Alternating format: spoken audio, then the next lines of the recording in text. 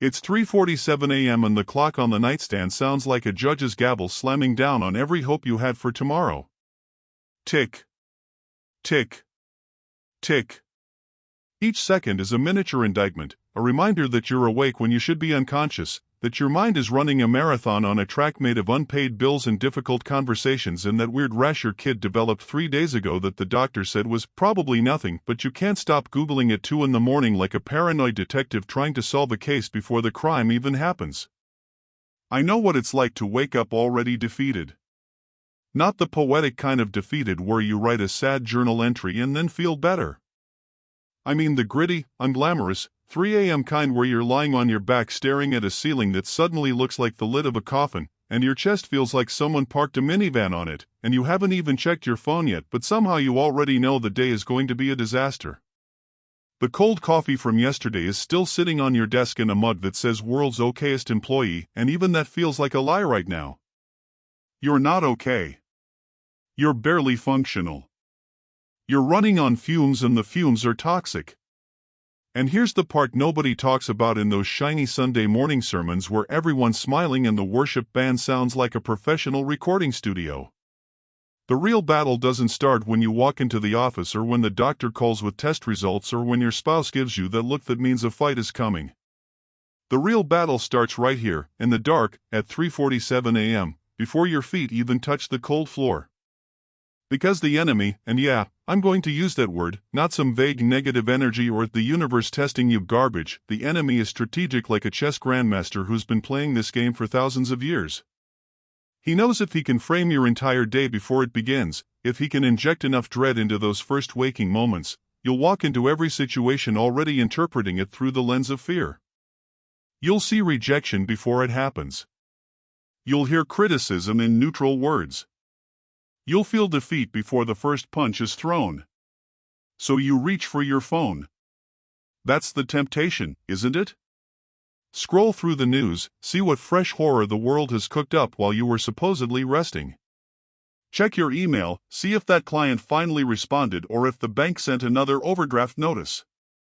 Open social media and watch everyone else's curated highlight reel while you're lying there in sweatpants that are technically pajamas, but you've worn them to the grocery store twice this week. The glow of the screen illuminates your face like a pale ghost, and you're scrolling, feeding the anxiety, giving it more evidence to build its case against your peace. I've been there. I've done the 3 a.m. doom scroll. I've felt the pressure on my chest that feels like a physical hand pressing down, and I've had the thought that maybe this is just how life is now, one long emergency interrupted by brief moments of pretending everything's fine. Maybe you're there tonight. Maybe you're there right now, reading this on that same phone, and your eyes are tired but your brain won't shut up, and somewhere in the back of your mind you're wondering if God even remembers your address. But before my feet hit the cold floor that night, I heard a whisper that wasn't my own. Not an audible voice, don't worry, I'm not going full mystical on you, but a thought that cut through the noise like a knife through static. A thought that didn't come from my anxious brain, because my anxious brain doesn't produce hope. It only produces worst-case scenarios and imaginary arguments with people who aren't even mad at me. This was different. This was Isaiah 54 verse 17, rising up like a shield before I even consciously remembered the verse, "No weapon formed against you shall prosper." Let that land for a second. No weapon formed against you shall prosper. Not no weapon will be formed. Not you'll never face a battle. Not everything will be easy and you'll float through life on a cloud of blessing. The weapon will be formed. The attack will come. The 3 a.m. panic, the unpaid bills, the difficult conversation, the health scare, the betrayal, the disappointment, those are real weapons, forged in real fires, aimed at real hearts. But the promise isn't that you'll dodge every bullet. The promise is that the bullet, when it hits, will not have the final word. It cannot prosper. It cannot achieve its ultimate purpose. It cannot destroy what God has covered. And this, right here, is the first lesson I need you to hear before the sun comes up. The enemy attacks before the day begins because he wants to frame your entire day with fear. He wants you to wake up already interpreting reality through the lens of defeat. But the battle isn't really about the day ahead. It's about the authority you wake up to. Whose voice sets the tone for your morning?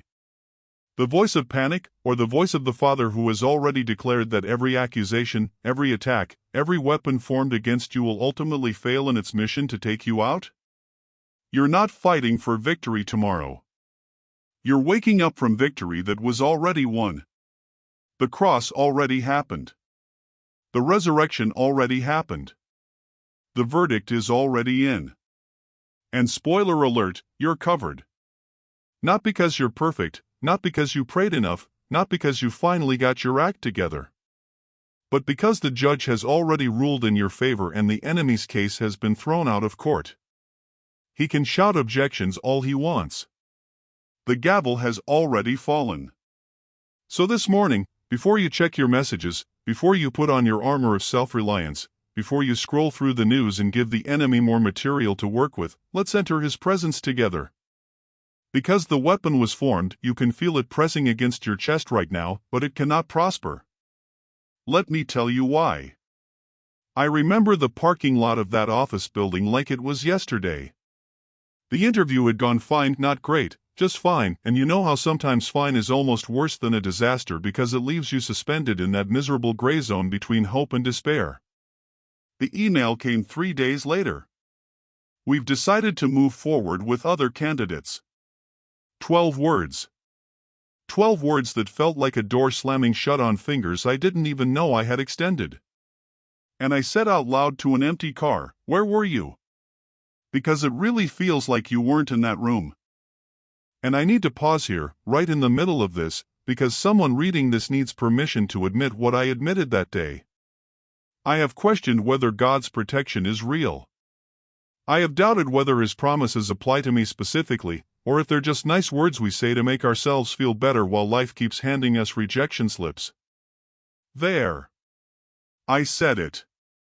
And if that's you, if you've ever sat in your own version of that parking lot, staring at a steering wheel, wondering if the shield of faith is just a metaphor that doesn't actually stop real bullets, you're not failing at Christianity. You're in good company. David, the man after God's own heart, wrote entire psalms asking, "How long, Lord? Will you forget me forever?" That's not a lack of faith. That's faith under pressure. And pressure reveals what's actually inside, doesn't it? Here's what I started learning in that season, and I'm still learning it, honestly. Ephesians 6 isn't a nice little Sunday school lesson about Roman soldiers. It's a survival manual for people who are actually under attack. And I don't mean attack in some dramatic, spiritual warfare movie kind of way. I mean the attack of checking your bank account and feeling your chest tighten. The attack of watching someone else get the promotion, the relationship, the healing you've been begging God for. The attack of lying awake at 3 a.m. while your brain replays every mistake you've ever made in high definition. That's the battlefield. And Paul, writing from a prison cell, by the way, not from a beach resort, says, "Put on the full armor of God so that you can take your stand against the devil's schemes." Now, I used to read that and picture a knight suiting up for a medieval battle. Very dramatic. Very abstract. But that parking lot taught me something different.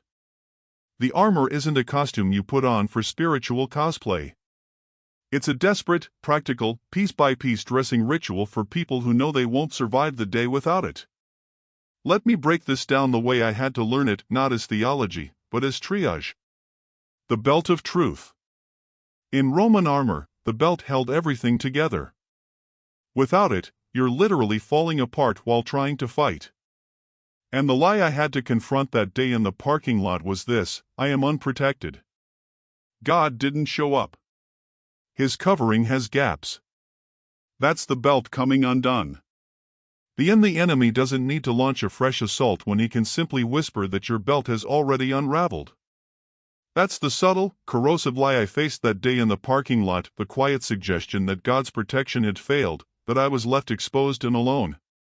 So I had to, and I mean this literally, speak truth out loud in my car, my voice cutting through the heavy silence. God, you said you would never leave me nor forsake me. I don't feel it right now, not even a flicker, but I'm choosing to believe that what you promised is more real than what I'm feeling. That isn't positive thinking or wishful optimism. That's reaching down, grabbing the belt of truth, and cinching it tight again around my waist. The truth isn't your circumstances. The truth isn't the rejection email sitting in your inbox. The truth is who God says He is and who He declares you to be, anchored, loved, and held secure no matter what your emotions scream. He says you are. And if you don't actively put that belt on every single morning, the enemy will be happy to hand you a different belt made of lies, and you'll put it on without even noticing. Then there's the shield of faith. Paul says it's above all, meaning it's crucial, and that it extinguishes all the flaming arrows of the evil one. Not some of them. Not the small ones. All of them. Now, a flaming arrow in the ancient world was dipped in pitch, set on fire, and designed not just to pierce but to ignite whatever it hit. Sound familiar? That rejection email wasn't just a closed door. It was a flaming arrow trying to ignite a wildfire of doubt. See? God isn't faithful. Your faith is pointless. You might as well give up. The shield of faith doesn't stop the arrow from being shot. It stops the arrow from setting your whole life on fire. And here's what I had to learn the hard way: faith isn't believing that the arrow won't come. Faith is holding up the shield and saying, this arrow will not achieve its purpose. It will hit the shield and drop to the ground, extinguished. I had to lift that shield over the email. Over the bank balance. Over the relationship that ended. Over the diagnosis that came out of nowhere. One arrow at a time, one shield lift at a time. And the shoes of peace, I used to think that was the least exciting piece of armor. Boots. Great. Very glamorous. But Roman soldiers wore shoes with spikes on the bottom, called calligi, which gave them stability on uneven terrain. The readiness that comes from the gospel of peace isn't a fluffy feeling of tranquility. It's traction. It's the ability to stand firm when everything around you is slippery. Rush hour anxiety. The pressure of deadlines. The uncertainty of tomorrow. Those are slippery surfaces. And peace isn't the absence of those pressures, peace is the spikes in your shoes that keep you from sliding into panic. I started praying differently after this hit me. Not God, remove the pressure, but God, give me traction in the pressure. Let your peace spike into my soul so I don't lose my footing. The pressure you feel is not a sign of God's absence. It is a sign of the enemy's resistance to your destiny. Let that sink in. If you weren't carrying something valuable, the enemy wouldn't waste ammunition on you. The intensity of the attack is often proportional to the significance of what you're carrying. So the pressure isn't proof that God has abandoned you. It's evidence that you're on the right path and the enemy is trying to get you off it. But what do we do when the mind is the loudest battlefield? What do we do when the armor feels heavy and the arrows keep coming and the belt keeps slipping because the lies are so much louder than the truth? That's where I had to go next. And it's not what I expected. I stopped fighting my thoughts and started praying this one dangerous prayer. So here I am, on my knees, literally, this time. Not just metaphorically. The carpet in my apartment has that faint coffee stain from 3 months ago when I knocked over my mug during a 2 a.m. anxiety spiral, and I'm staring at it now like it's a sacred relic of my struggle. Because tonight, I'm done fighting my thoughts. I'm done trying to outsmart the enemy with logic. I'm done scrolling through self-help articles and pretending I've got this under control. I don't. And that's exactly where the prayer begins. Lord, I bring my 3 a.m. thoughts to you. Not the polished, Sunday morning version of me. The real one. I bring you the fear of that diagnosis, the shame of that failure, the anxiety about that relationship. I bring you the hospital waiting room. The fluorescent lights that hum like a judgment. And in that room, God, I didn't have a sermon. I didn't have a declaration. I just had a whisper, help. That's the prayer. That's all of it. Help. I bring you the empty bank account. The overdraft fee that hit on a Tuesday morning when I was already late for work and the gas light came on in the car. And I sat in that parking lot, the same one from the rejection email, and I didn't have a worship song. I just had tears. And they fell on my steering wheel like a confession. So here it is, Father. The raw prayer. Not the Instagram version. Not the blessed and highly favored highlight reel. The real one. But then I remember. I remember that the enemy doesn't attack what isn't threatening. I remember that the intensity of this battle is evidence of the significance of what I'm carrying. So I'm not just asking for relief. I'm declaring war. In the name of Jesus Christ, I reject the spirit of fear. Not politely. Not passively. I reject it by name. Fear, you do not get to name my future. You do not get to write the story of my life. You do not get to sit in the driver's seat. I reject the spirit of confusion, the fog that makes me doubt every decision, the second guessing that paralyzes me at the crossroads. Confusion, you are not from God, and you do not get to stay. I reject the spirit of hopelessness, the lie that says nothing will ever change, that this is just how it is, that the breakthrough will never come. Hopelessness, you are a liar, and your lease is up. And now, I need you to do something. I need you to speak. Not just think. Not just feel. Speak. Your voice has power. The enemy can't read your thoughts, but he can hear your words. So say it with me. Out loud.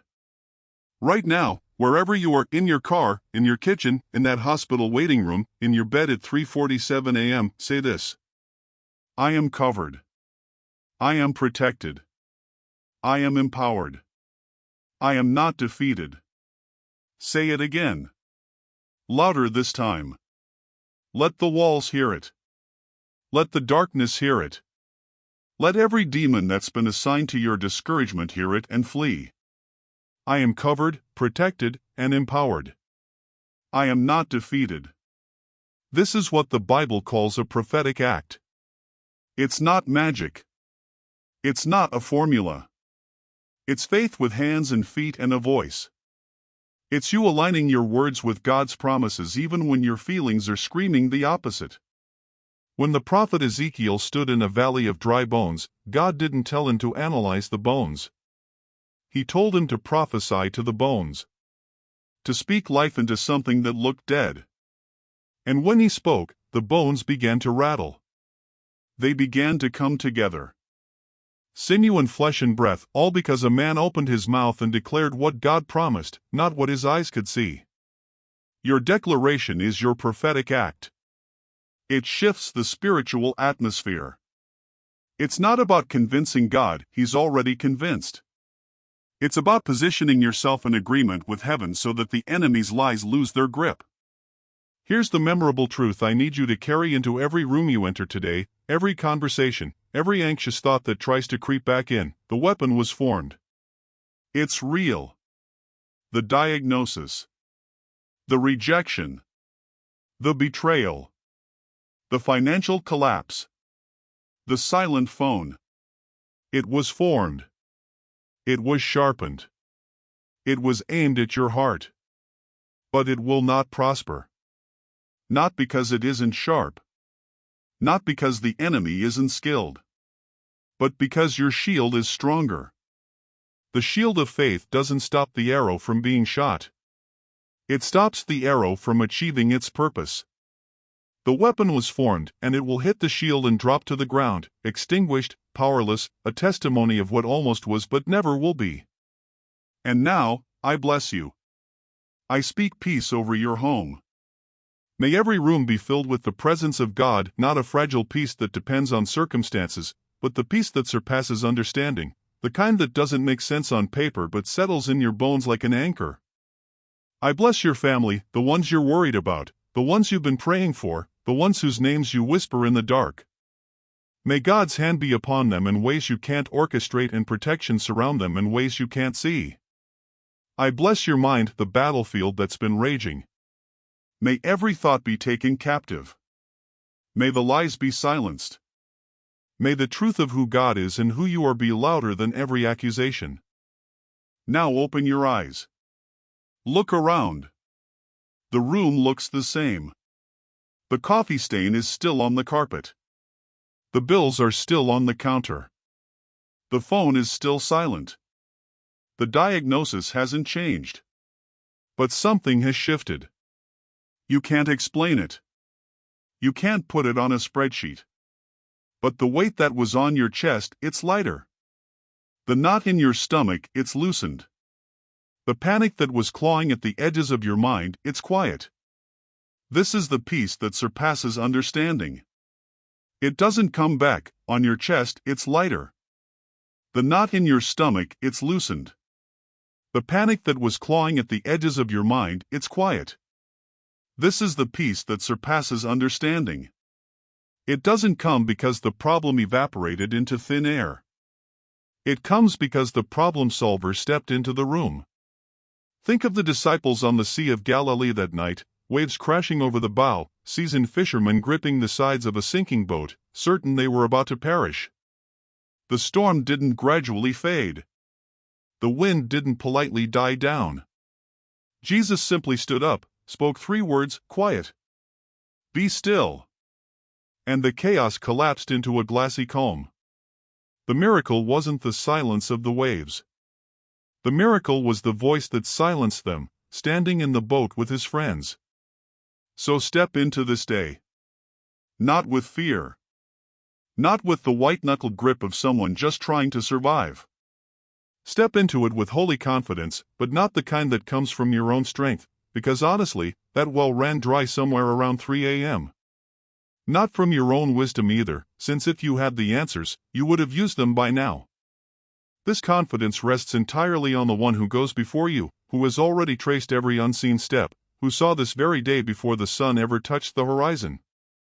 The same voice that commanded the raging sea to hush now speaks over your chaos. The same presence that stood calm in the storm-tossed boat now stands with you. So lift your head. The waves don't get the final word, he does. And his word over you today is peace. Woke up and has already prepared the grace you need for every moment. The weapon was formed. But your shield is stronger.